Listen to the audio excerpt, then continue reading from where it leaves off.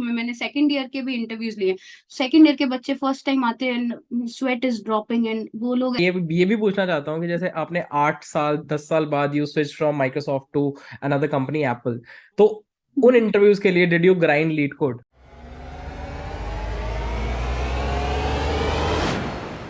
हाय everyone, तो आज की वीडियो में हम बात कर रहे होंगे मेघा अरोड़ा से। आपने बहुत सारे ऐसे पॉडकास्ट देखे होंगे जिसमें हम फ्रेशर्स को ला रहे होंगे, इंटरव्यू एक्सपीरियंसेस शेयर कर रहे हैं, बट आज की वीडियो कुछ ऐसी होने वाली है जिसमें हम तुम्हें थोड़ा सा आउट ऑफ द माइंड जाके कुछ चीजें बताने वाले हैं with someone who has 11.5 years of experience working with two biggest FAANG companies like Apple and Microsoft. Along with that, she has switched from a service-based company to a product-based company. So I'll not take much time. I'll hand over the stage to her and so that she can introduce herself. Thank you, Arsh. Thank you for having me here today.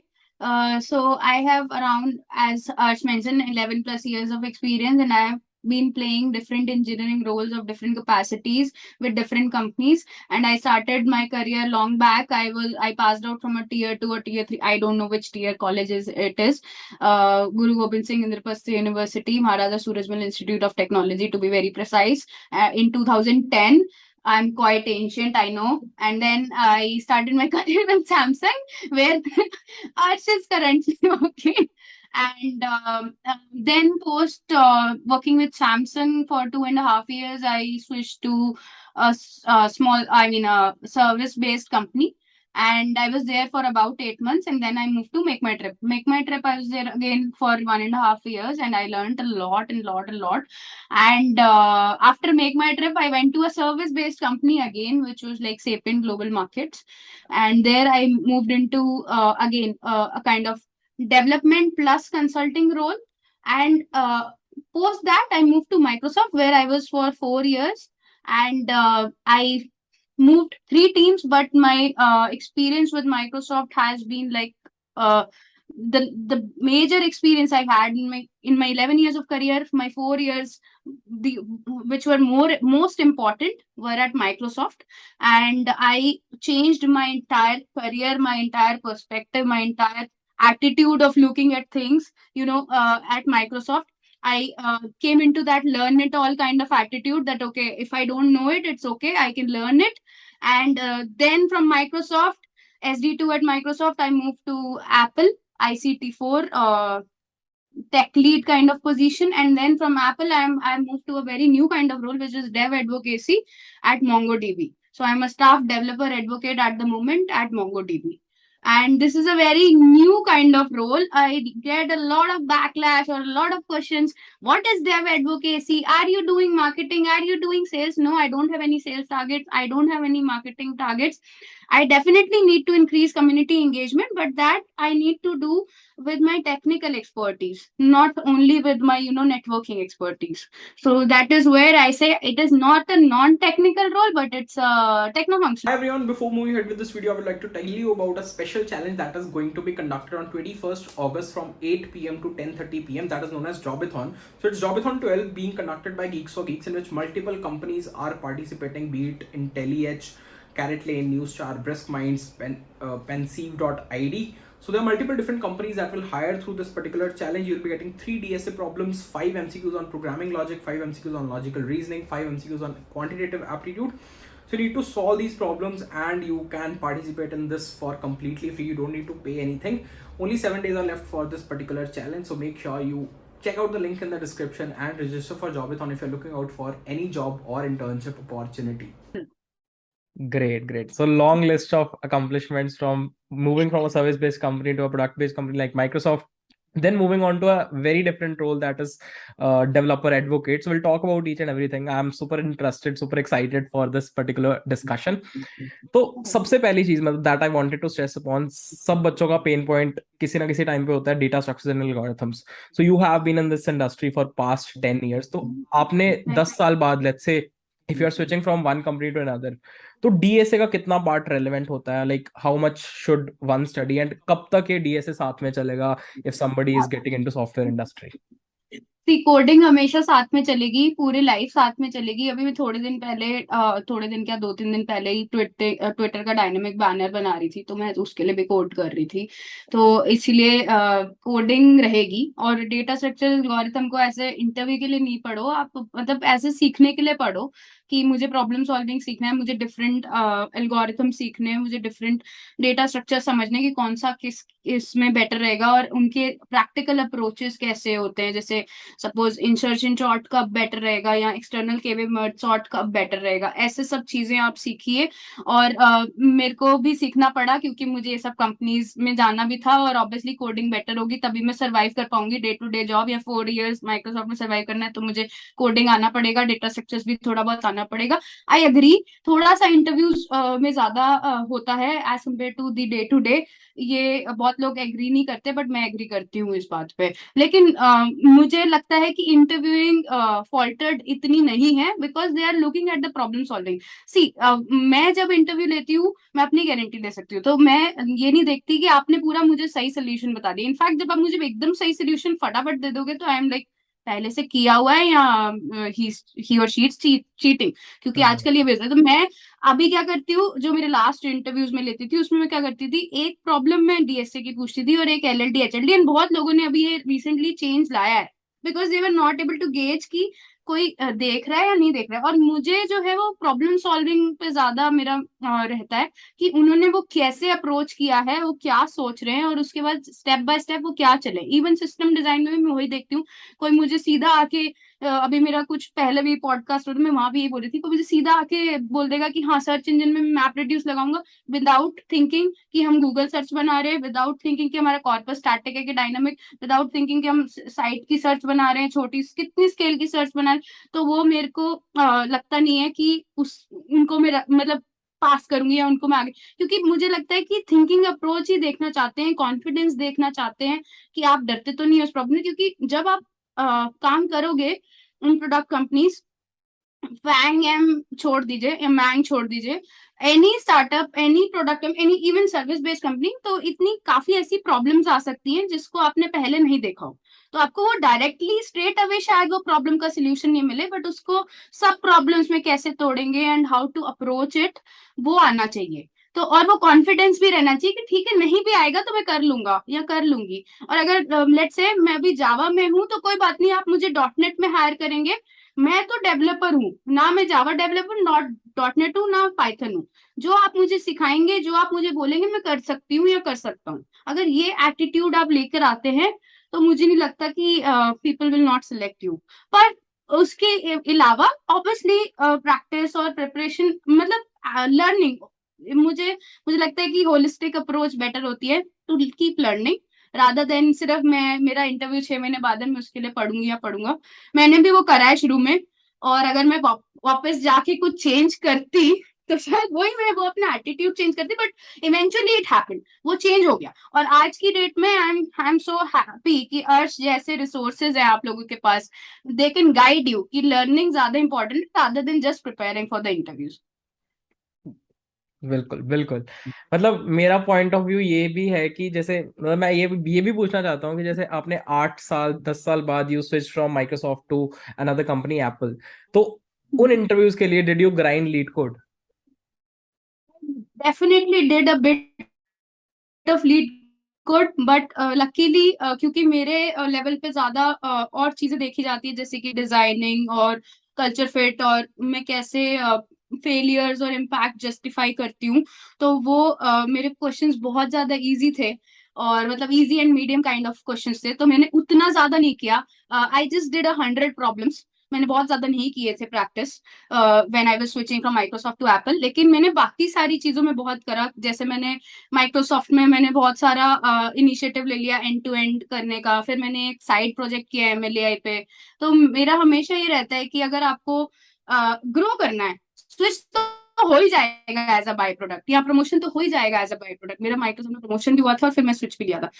Grow करना है तो आप पढ़ो। मैंने masters की ML and AI में, और वहां पे मैंने सिर्फ वो नहीं पढ़ा है, मैंने थोड़ा बहुत सिस्टम डिजाइन भी पढ़ा।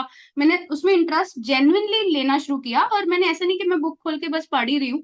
मैं एक्चुअली जो डिजाइन डिस्कशंस हो रहे हैं, जो ऑर्ग लेवल पे भी डिस्कशंस हो रहे हैं, या फिर जो इंजीनियरिंग डेज हो रहे हैं, उसमें जाकर आप अपना काम प्रेजेंट करो, या कुछ आपका आइडिया आप उस पर थोड़ा पीओसी करके प्रेजेंट करो, तो वो सारी चीजें करी है। कोई पेन पॉइंट है आपके प्रोजेक्ट में, कोई भी काम होता है, आप उसमें कितने पेन पॉइंट्स होंगे, या आप कुछ मैनुअली करते हो, आप उसकी कोई यूटिलिटी बना दो। तो इस तरह की चीजें अगर आप करोगे तो आप अपने आप ही सीख जाओगे, और फिर आपका स्विच भी हो जाएगा। और फिर अगर आप ऑब्वियसली ज्यादा रिस्पॉन्सिबिलिटी लोगे तो कुछ ना कुछ फेलियर भी आप देखोगे, जहाँ पे कस्टमर्स एक्चुअली फेस करेंगे। मतलब मैंने कुछ ऐसा किया था जिसमें जो कस्टमर्स थे, at least 1,000 of customers were impacted, और we had to fix it in a few hours, like at least I think 2 hours में हमने फिक्स कर दिया था। तो वो चीज, वो जब इम्पैक्ट आप देखते हो, वो प्रोडक्शन इश्यूज में आप फटाफट जब आप करते हो, तो वो जो लर्निंग है उसी का बाय प्रोडक्ट है स्विचेस और ओवरऑल ग्रोथ और करियर ग्रोथ। तो बिकॉज क्योंकि जब मैं स्टाफ रोल्स के लिए जाती थी इंटरव्यूज देने, तो मुझे ये पूछा जाता था, मतलब even if I clear the tech rounds, उसके बाद ये होता था कि फेलियर क्या है, इम्पैक्ट क्या है। तो वो बहुत जरूरी था बताना कि फेलियर्स कैसे देखे, और फिर इम्पैक्ट, जैसे कि कुछ मैंने परफॉर्मेंस इंप्रूव कर दी है, मैंने ये जो बॉटलनेक है ये हटा दिया है सिस्टम का, या फिर इसको मैंने बोला कि इस डेटा को हम इस तरह से भी यूज कर सकते हैं विच विल बी बेटर। तो वो चीजें देखी जाती हैं।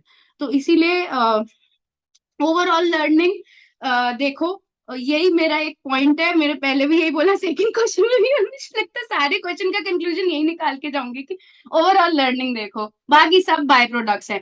और हाँ, थोड़ा बहुत ग्राइंड करना पड़ता है लीड कोड, और बट इट्स नॉट लाइक कि सिर्फ उससे ही होता है। Even if you clear the tech rounds, बाद में अगर आप कल्चर फिट में और फेलियर और इम्पैक्ट और ये सब जो चीजें हैं, कि आप कैसे लीड करोगे और कैसे ड्राइव करोगे डिसीजंस को, और लोग आपकी बात सुनेंगे, वो आप जस्टिफाई नहीं कर पाओगे, आप सीनियर रोल्स में नहीं रह सकते या नहीं आ पाओगे। Got it. अच्छा, इसके अलावा एक और बात, लाइक लेट्स से एक सॉफ्टवेयर इंजीनियर SD1 रोल में स्टार्ट करता है, ही स्टार्ट्स विद कोडिंग, मतलब उसका दिन रात सुबह शाम मेजर काम है डिजाइन या फिर कोडिंग। तो how do you see a software engineer, like you have been through it, तो 10 साल बाद या 15 साल बाद क्या वो मैनेजमेंट में शिफ्ट हो जाता है? Like people who are with 15 years of experience, don't they actually code? मतलब आफ्टर 10 years क्या सिनेरियो होगा for somebody who is looking forward to software engineering as a career option as a fresher? उसके लिए मतलब उसको क्या हम glimpse दे सकते हैं कि 10-15 साल उसकी बाद उसकी जिंदगी में क्या हो रहा होगा? वो तो पहले, एक तो ये बात है हर्ष कि सब अपनी जर्नी अपने आप बनाते हैं। अब देखो, जो मैं आज की डेट में कर रही हूँ, मेरे को पता ही नहीं था बचपन में कि ऐसा करना करना है या ऐसा करना होगा। आप जो कर रहे हो, जब मैं छोटी थी तो मैंने ऐसा सोचा भी नहीं था कि ऐसे भी पॉसिबिलिटीज हो जाएंगी। तो पहली तो बात, हम कुछ डिफाइन नहीं कर सकते 10 साल बाद क्या होगा। दूसरा, सब अपनी जर्नी खुद बनाते हैं, तो वो बंदा खुद चलेगा। But I am coming to more helpful answer है। अब आपके ऊपर रहता है कि आपने क्या बनना है। आपने कोड नहीं करना है, आपने सिर्फ मैनेजमेंट करना है, people management, plus you want to drive the discussions, and you want to I mean you want to see the overall picture. आप जो है कोड नहीं करना चाहते, लेकिन कुछ लोग ऐसे भी होते हैं जो कोड करते हैं, even if they become managers they code, they don't want to leave their touch with the technical side. Again, it depends on you, it depends on your passion. अब मैं ऐसे भी लोगों को जानती हूँ जो बहुत सीनियर पोजीशंस पे जाके and then they step down to be an IC, individual contributor. वो उनका ऑब्वियसली डेजिग्नेशन रहेगा, but they act as individual contributor, क्योंकि उनका पैशन उसमें ज्यादा है, rather than dealing with people. Dealing with machines and code is easier than dealing with people. A lot of people say that. तो वो चीज है। तो इसीलिए आर्किटेक्ट भी आप बन सकते हो, सोल्यूशंस आर्किटेक्ट भी आप बन सकते हो, आप मैनेजर भी बन सकते हो, आप मैनेजर बन के कोड भी कर सकते हो। मेरी जो मैनेजर थी, या मेरे मेरे जो लास्ट 2 मैनेजर माइक्रोसॉफ्ट में रहे हैं, वो कोड करते थे। इवन मेरे जो अभी मैनेजर है, वो भी बहुत अभी तक कोड करते हैं। तो इसमें आपका पैशन है, कुछ भी इसमें ऐसा नहीं है। तो आपको जो करना है, सब पॉसिबिलिटीज हैं। और बहुत टचवुड, अभी तो बहुत सारे न्यू रोल्स आ रहे हैं, जैसे कि डेव एडवोकेट हो गया, डेवरेल है, डेवरेल में बहुत सारे रोल्स होते हैं, सिर्फ कंटेंट के रोल्स भी मिल जाएंगे आपको, because you have to write technical, so you have to be technical. फिर आपको पीओसीज करना है और एक्चुअली आंसर करना है डेवलपर क्वेरीज का, दैट इज अगेन एडवोकेसी वाला पार्ट। फिर कंसल्टिंग इंजीनियर्स भी एक नया रोल बन के आ रहा है, जिसमें it's not like service company, but you will be going and talking to the CTOs, help them adopt new offerings or new technologies and solve problems. तो ये 10 काफी years सारे। बाद I think go with the flow got it, is the got it. only suggestion. अच्छा, एक एक और चीज, लाइक बिल्कुल, when you passed out from your college, तो अगर like we reverse 10 years back, तो उस पॉइंट पे as a fresher what is one thing that you would like to change, जो आपने नहीं की, जो आप कर सकते थे? Okay. हाँ, मैंने उस समय मैंने लैंग्वेज, एक्चुअली मैं इलेक्ट्रॉनिक्स से आ रही थी, इलेक्ट्रॉनिक्स एंड कम्युनिकेशन बैकग्राउंड से। और मैंने वो क्यों लिया था, क्योंकि कॉमन नॉर्म था कि दोनों ऑप्शंस खुले रहेंगे, बट ऐसा कुछ नहीं है। तो मुझे ऐसा लगता है कि अभी तो शायद इंटरनेट आ गया है और अवेयरनेस हो गई है, बट मुझे ये लगता है कि before people sign up for engineering, rat race में ना भागे, ब्रांड्स ना देखें, कॉलेजेस भी obviously IIT, no no offence to any institution, but ऐसा नहीं है कि अगर आप में टैलेंट है तो, और आपका अच्छे कॉलेज में उस दिन एक दिन आप एंट्रेंस में अच्छा नहीं कर पाए, उसकी वजह से नहीं हुआ, तो आप कहीं रह जाओगे, आप निकल के आ जाओगे ऊपर। अगर आपका अंदर टैलेंट है, कैपेबिलिटी है, आप हार्ड वर्किंग हो। और तो मुझे ऐसा लगता है कि वो अवेयरनेस नहीं थी मेरे टाइम पे कि क्या फील्ड क्या है और क्या करियर ऑप्शंस निकलेंगे। तो वो एक डेफिनेट करियर ऑप्शंस और क्या फील्ड से क्या करियर ऑप्शन अभी भी थोड़ा सा मिसिंग है। प्लस मुझे एक चीज मिसिंग लगती है अपने इंडिया में, कि हम लोगों को पता ही नहीं होता हमें क्या करना है। इवन मेरे को तो अभी थोड़े दिन पहले ही फिगर आउट हुआ है कि मुझे क्या करने में अच्छा लगता है और क्या करने में नहीं। तो हमसे क्या एक्सपेक्टेशन होती है कि भाई तुम 9th में ही बता दो कि तुमको क्या करना है। तो वो मुझे, अगर हम एक एज अ सोसाइटी चेंज कर पाए कि भाई we can have failures, we can make mistakes, और we can go back and change the stream, जैसे कि बाहर के लोगों के लिए पॉसिबल रहता है। They can take a lot of different subjects together, और हाँ, डिग्रीज आपको उसी इलेक्टिव्स में मिलेगी, but you can make a lot of streams together. तो वो ऐसा कुछ रहे। और एक मुझे लगता है कि कोई ऐसी असेसमेंट रहे जिससे बच्चे को ये पता चल जाए कि are they fit for engineering, और are they made for architecture, और they are made for doctor, उसके लिए। और फिर उसके उनको उसके हिसाब से प्रिपरेशन मिले और गाइडेंस मिले, ऐसा कुछ हो जाए कि हमारी स्किल, हमारी एक्चुअल कैपेबिलिटी क्या है, वो असेस हो जाए in cost effective manner. Because अगर वो होने लग गई और बहुत कॉस्टली हुई तो भी नहीं लोग अफोर्ड कर सकते। बिल्कुल। ये हो जाता तो मुझे पता चल जाता मुझे क्या करना है, और मैं फिर वो कर लेती और बेटर कर लेती शायद सारी चीजें। अभी जो किया उससे और बेटर हो जाता शायद। ये है।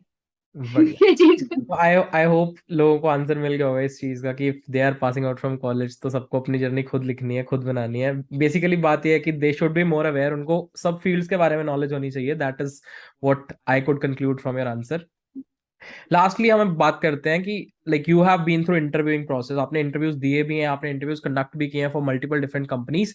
तो one thing that you feel कि अभी भी गलत चल रही है in the interview process for a software engineer, क्या है वो चीज, एंड उसको हम कैसे इंप्रूव कर सकते हैं? मुझे लगता है कि कोई पैरामीटर नहीं है टू चेक कि सही से क्या असेसमेंट सही से हुई थी। वैसे तो मैं वाउच करूंगी कि हमारे जितने भी मैंने देखा है, सब अपने तरफ से बहुत ऑनेस्टली इंटरव्यू लेते हैं, और everyone wants to give you an opportunity, even if they look like कि हाँ वो ज्यादा रिस्पॉन्ड नहीं कर रहे हैं, और वो कुछ बता नहीं रहे, वो हिंट्स नहीं दे रहे हैं, बट वो आपको टाइम देना चाहते हैं, वो इंट्रो नहीं कर रहे हैं, तो वो आपको टाइम ज्यादा देना चाह रहे हैं बेसिकली। तो not everyone who is not smiling at you is not your foe, वही वाली बात है। तो मतलब मैं जैसे शुरू से इंट्रो भी लेती हूँ थोड़ा, क्योंकि मुझे लगता है कि कंफर्टेबल हो जाए बच्चा, या जिसने पहली बार लाइफ में, मैंने सेकंड ईयर के भी इंटरव्यूज लिए, सेकंड ईयर के बच्चे फर्स्ट टाइम आते हैं, स्वेट इज ड्रॉपिंग, एंड वो लोग ऐसे, and I am like water chips, मेरे लिए जो रखा होता है मैं तो खाती नहीं हूँ, तो मैं ले लो यार। एंड अगर कोई देख रहा हो जिसने एक्चुअली, मैं एनआईटी दुर्गापुर में गई थी, मैं आईएसएम धनबाद में गई थी, और मैंने यही किया कि मुझे ऐसा लगा कि दे नो, बट वो डरे हुए इतने हैं, उनका फर्स्ट लाइव का इंटरव्यू है, और ऐसे 2 बच्चे हमारे सेलेक्ट भी हुए थे बाद में, जो जो बहुत डरे हुए थे, पहले कुछ भी नहीं बोल रहे थे, और फिर बाद में when I offered them water and I told them whatever you know you tell me that whenever I ask you a question. और फिर मैंने उनसे ट्रैवलिंग सेल्समैन प्रॉब्लम भी करवाई एक बंदे से, तो इट्स लाइक, और उन्होंने सॉल्व करी है। तो ऐसा नहीं है कि they don't know, it's just that they were very scared. But sometimes what happens is people want to give you more time, कि तुम इंट्रो मत दो, मैं तुम्हें क्वेश्चन देता हूँ, तुम उसका आंसर दो, they want to give you more time, intro में थोड़ा वेस्ट हो। तो वो एक मुझे लगता है इंटरव्यूइंग स्टैंडर्ड्स कैन इम्प्रूव। आप एक स्टैंडर्ड, बहुत सारी कंपनीज कर रही हैं and I am very happy about it, but एक आप स्टैंडर्ड प्रोसीजर बना दो जो सारे लोगों को, प्रॉपर ट्रेनिंग्स भी होती हैं, बट प्रॉपर कोई ऐसा पैरामीटर, कोई मेट्रिक नहीं है which can actually go to the ground level and see कि ऐसा हो रहा है फॉलो या नहीं, कौन कौन कर रहा है ऐसा फॉलो। और एक स्टैंडर्ड प्रोसीजर की, हाँ भाई आपको इंट्रो लेना है 5 मिनट्स, वो चीज if we can correct. I don't have any ideas to correct it. If you have, please go ahead and do that change for me. नहीं नहीं, बिल्कुल। I think you have stressed upon the point कि major flaw है जो, वो students are not confident even if they know the things. तो majorly यही है कि हाँ interview should make them more comfortable, they should also be more comfortable, they should give more mock interviews so that they can get an right, idea कि कैसे कैसे interview को handle करना है। दैट्स द मेजर थिंग, हाँ right? हाँ। अब मतलब moving upon to the final question, that you have moved on from software engineering to DevRel space. So if you want to explain DevRel to a layman, so what is DevRel according to you, and how can you like define it? Okay. Good question, Ash. So if I have to explain it to a layman, DevRel means developer relations. So if let's say I am launching a new product in the market, और वो एक technical product है, तो कौन मेरे main users होंगे? Developers. अब developers as in पूरे डेवलपर्स, वो सीनियर डेवलपर्स भी हो सकते हैं, वो आर्किटेक्ट्स भी हो सकते हैं, वो सीटीओस भी हो सकते हैं। वो लोग मेरे प्रोडक्ट को तभी यूज करेंगे, either my product is very good, even if it's very good, जैसे सपोज नो सीक्वल बहुत पहले आया था मार्केट में, but it didn't pick up, and then again it was like दोबारा आया, जो पहले Hmm. आईबीएम ने कुछ फ्लेवर निकाला वो नहीं पिकअप हुआ। वो चीज जब अगर कोई यूज ही नहीं करेगा, चाहे वो कितना भी अच्छा प्रोडक्ट हो, तो उसका कोई मतलब नहीं है। तो इसीलिए when I am launching a new product, तो मैं चाहती हूँ उसको लोग अडॉप्ट करें। ओके, क्योंकि हमारे यहाँ पे बहुत सारे न्यू प्रोडक्ट्स आ गए हैं, और आप अब देखोगे तो बड़ा ही मुश्किल हो जाता है कि ये लें या वो लें। सब में ही ऑलमोस्ट सिमिलर कैपेबिलिटीज हैं, और कुछ चीजें मतलब हर चीज से पॉसिबल हो जाएगी। जैसे मैं बोलूँ नो सीक्वल में ऑडियो और वीडियो स्टोर नहीं कर सकते, S3 में ही करेंगे, नहीं, सब कुछ कर सकते हैं। नो सीक्वल में आप कर सकते हो अपना सेव, बट वो कम्बरसम हो जाएगा। सीक्वल में भी आप ब्लॉब स्टोर कर सकते हो, सब कुछ स्टोर कर सकते हो, बट वो कम्बरसम हो जाएंगे, नॉट एडवाइजेबल। तो वो सारी चीजें जब हैं, इतनी सारे सोल्यूशन है मार्केट में, और हो सकता है लोग अपने आप से जब सीखें तो गलत सीखें, ये भी पॉसिबिलिटी है। हो सकता है वो गलत सीखे या प्रॉब्लम्स में फंसे, तो उसके बाद वो कहें नहीं ये प्रोडक्ट अच्छा नहीं है। तो वहां पे आता है कि हम कैसे अवेयरनेस क्रिएट कर सकते हैं, हम कैसे अडॉप्शन बढ़ा सकते हैं। तो ये डेवरेल जो है, ये 3-4 चीजें हैं। अवेयरनेस करेंगे, अडॉप्शन करेंगे, फिर उसके बाद हम उसको, अगर उनको कोई प्रॉब्लम्स आ रही हैं, उनको प्रोडक्शनाइज जब करना है, उसमें हम हेल्प करेंगे। तो ये सारे पूरा का पूरा डेवरेल का स्पेस है। अब यहाँ पे क्या होता है कि आपका ऐसा भी हो सकता है कि आप सिर्फ टेक्निकल राइटिंग करोगी, जिसमें सिर्फ आप कंटेंट बनाओगे, तो वो आप कंटेंट स्ट्रेटेजिस्ट बन गए, और उसमें आप टेक्निकल कंटेंट लिखोगे, या फिर लेट्स से मैं आपको अपना कंटेंट बता दूंगी, आप उसको प्रॉपरली वर्ड्स में लिखोगे। तो ये कुछ कंपनीज करती हैं। कुछ कंपनीज करती है कि नहीं, आप ही करोगे, सारे पीओसीज भी करोगे, आप डेवलपर से बात भी करोगे, उनके प्रॉब्लम्स भी समझोगे, आप ये भी समझोगे कि क्या कैसे, कहाँ पे, किस डोमेन में अपना प्रोडक्ट बेस्ट फिट बैठता है, या उस डोमेन में कैसे बैठेगा, और आप वो समझोगे। आप उसके बारे में अलग अलग सोशल मीडिया पे आप लिखोगे, आप बोलोगे, आप कॉन्फ्रेंसेज में जाओगे। कॉन्फ्रेंसेज में बोलना तो बहुत रेप्यूट का काम होता है, राइट? तो वहां पे भी जाओगे, वहां पे भी बोलोगे, आप प्रेजेंट करोगे, आप हैकेथॉन्स में भी जाओगे, आप पेपर्स भी प्रेजेंट करोगे, आप पेटेंट्स भी कर सकते हो। ये सारा आपका डेव एडवोकेसी है। अब मतलब टेक्निकल कहाँ नहीं है, ये टेक्निकल है, बट इसमें एक कैवियाट है कि आप जो है प्रोडक्शन सिस्टम्स पे उतना काम नहीं कर, ठीक है, लेकिन आप अपनी तरफ से जितना आप डीप जाना चाहते हो आप, और आपको जाना ही पड़ेगा अगर आपको डेव के साथ कनेक्ट करके रहना है और उनके साथ उनके प्रॉब्लम्स को डिस्कस करें, क्योंकि अगर हम किसी की प्रॉब्लम नहीं बात करेंगे, आज अगर हम किसी को इंटरव्यू के लिए हेल्प करने नहीं जाए, मतलब लेट्स से किसी को बच्चों को क्या प्रॉब्लम है कि हमारा इंटरव्यू कैसे क्लियर हो, हम उस बारे में बात नहीं करेंगे तो बच्चे हमको नहीं सुनते, राइट। तो वो है, हम किसी की प्रॉब्लम के बारे में नहीं समझेंगे कि उसको प्रोडक्शन में क्या इश्यू आ रहा है, तो मैं कैसे उससे बात कर लूंगी और मैं कैसे लिख लूंगी और मैं कैसे बोल लूंगी। तो ये सारी चीजें हैं डेव एडवोकेसी का part. Then there is something known as consulting engineer. Consulting engineer क्या होगा, आपको कुछ अडॉप्शन के टाइम या प्रोडक्शनाइजेशन के टाइम उसके साथ प्रॉब्लम आ गई या आप उसे गलत तरीके से यूज कर रहे हो। जैसे अभी थोड़े दिन पहले हम मिले थे किसी से, तो उन्होंने बताया कि भाई वो तो बहुत ही मोंगो के M700 तक पहुंचे हुए थे। तो वो क्यों पहुंचे हुए थे, तो कुछ तो गड़बड़ हो रहा होगा, ये कुछ हो रहा होगा। तो वहां पे टीम अपनी जाएगी और consulting engineer, and they will actually look at the total design, overall design की क्या किया गया है, क्या प्रॉब्लम सॉल्व हो रही थी, और वहां पे वो हेल्प करेंगे उनको और सिस्टम को सही करेंगे सो दैट सही से यूसेज हो सके प्रोडक्ट की और उनको भी अच्छा एक्सपीरियंस मिले और अपने को भी इशू ना आए। तो वो चीज कंसल्टिंग है और कंसल्टिंग इंजीनियर है, और वो फिर मूव करते रहेंगे जहां जहां पे उनकी जरूरत पड़ेगी। अब यहाँ से भी आ सकते हैं कि कोई हमें बोले कि सीधा हमें डीबी एज अ सर्विस पे मूव करना है, तो डीबी एज अ सर्विस पे मुझे मूव करना नहीं आता, आप ही कराइए, तो that also consulting engineers will deal with that. तो वो चीज है, ये इतना बड़ा है। अब इसमें क्या होता है, किसी को कंटेंट स्ट्रेटेजिस्ट की आ जाती है कॉल, तो वो भैया सबके ऊपर, इट्स लाइक सारे ये तो तुम्हारे सिर्फ लिखने और बोलने वाले लोग हो गए हैं, नॉन टेक्निकल रोल है। बताइए, किसी के भी इवन अगर एक टेक कॉलमनिस्ट भी बनता है, ही और she has to have some kind of technical flavour for writing that tech column. बिल्कुल बिल्कुल। हाँ, तो हमारे तो मैंने तो देखा कि even the editors they have technical capabilities, नहीं तो वो एडिट भी ठीक से नहीं कर पाएंगे। बिल्कुल तो बिल्कुल। ये जरूर आप डालना, please do not edit it, ये जरूर जाना चाहिए, because I have seen so many people. और ये दिक्कत क्या है इंडिया में, मुझे एज अ सोसाइटी भी दिक्कत लगती है। अब नए रोल्स आ रहे हैं तो this is good for our country, right, कि हम्म। हमारे पास और तरह की जॉब्स भी आ रही हैं। तो लेकिन लोगों को क्या है, नहीं, ये तो मतलब रिस्पेक्ट का काम नहीं है, ये रिप्यूट का काम नहीं है, इसको मत करिए, इस मिसगाइड मत होइए। अबे तो और जॉब्स कैसे क्रिएट होंगी इंडिया में? तो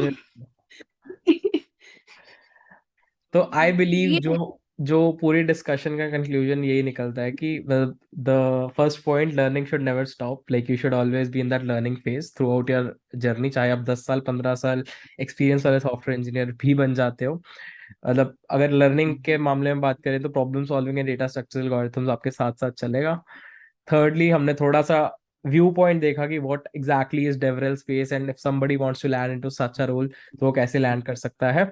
तो ये तीन conclusion points is what I could get from this conversation. Thank you so much Megha for being on this show and helping us with your knowledge, with your experience. Thank you so much once again.